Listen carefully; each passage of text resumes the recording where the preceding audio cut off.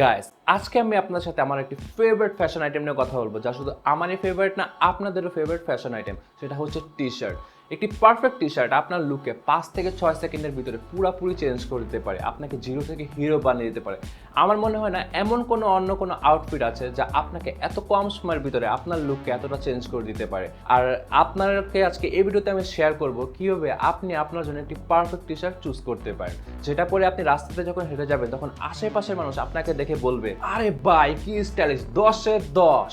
So let's start the video. আপনার জন্য perfect T shirt choose করতে সবার আগে আপনাকে যেটা খেয়াল করতে হবে সেটা হচ্ছে আপনার টি শার্টটা আপনার বডির জন্য প্রপারলি ফিটেড কিনা সেটা চেক করতে ফার্স্ট আপনাকে যেটা খেয়াল করতে হবে সেটা হচ্ছে আপনার টি শার্টের শোল্ডার। আমাদের টি শার্টের শোল্ডারের এখানে যে সেলাইটা আছে সেটা হবে আমাদের শোল্ডারের দুই পাশে দুটা উঁচা হাড় আছে, ঠিক সেই বরাবর পর্যন্ত। এখন আপনার শোল্ডারের সেলার যদি বেশি বাম দিকে চলে যায় তাহলে সেটা আপনার জন্য লুজ টি শার্ট, আর আপনার শোল্ডারের সেলারের যদি বেশি ডান দিকে চলে যায় তাহলে সেটা আপনার জন্য টাইট টি শার্ট। সেকেন্ড আপনাকে যেটা খেয়াল করতে হবে সেটা হচ্ছে আপনার টি শার্টের স্লিভ লেন্থ।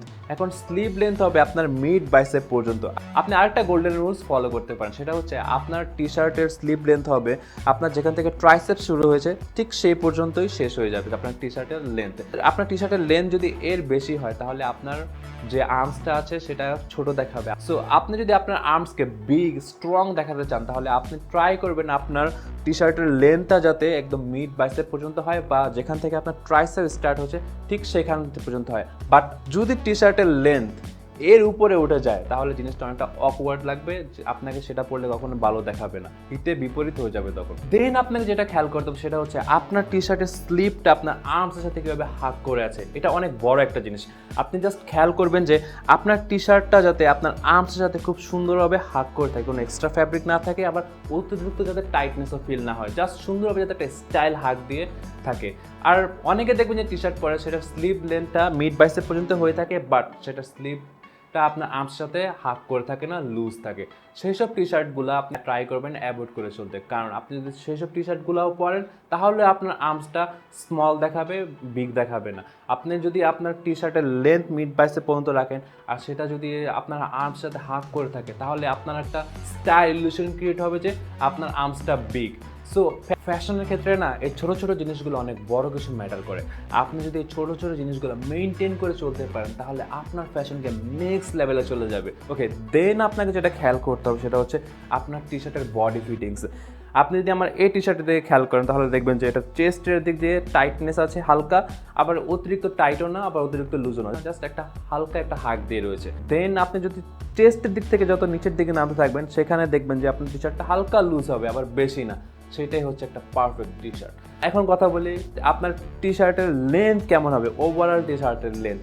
সেটা হচ্ছে দেখবেন যে আপনার টি শার্টের লেন্থ হবে আপনার মিড ক্রস পর্যন্ত।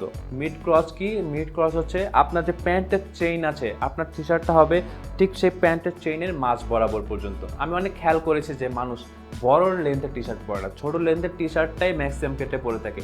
আর ছোটো লেন্থের টি শার্ট পরলে মেইন প্রবলেমটা কী হয় জানেন? আপনি যখন বসেন তখন আপনার পিছনের দিক দিয়ে টি শার্টটা উপরের দিকে উঠে যায়, এখন আপনার পিচ মুড়া একদম ওপেন হয়ে যায়, জিনিসটা তখন একটা অকওয়ার্ড লাগে। তাই আপনি ট্রাই করবেন না এইসব অকওয়ার্ডনেস অ্যাভয়েড করার জন্য আপনার টি শার্টের লেন্থটা যাতে মিড ক্রস পর্যন্ত হয়। আর আপনি যদি রাউন্ড নেক টি শার্ট পরেন তাহলে ট্রাই করবেন আপনার টি শার্টের নেক এরিয়াটা যাতে আপনার গলার সাথে হাগ করে থাকে, আর টি শার্টের এই গলার এখানে যে বর্ডারটা আছে যাতে চিকন হয়, মোটা যাতে না হয়। মোটা টি শার্টের কলারের এই জায়গাটা ভালো লাগে না, চিকনটাই ভালো লাগে।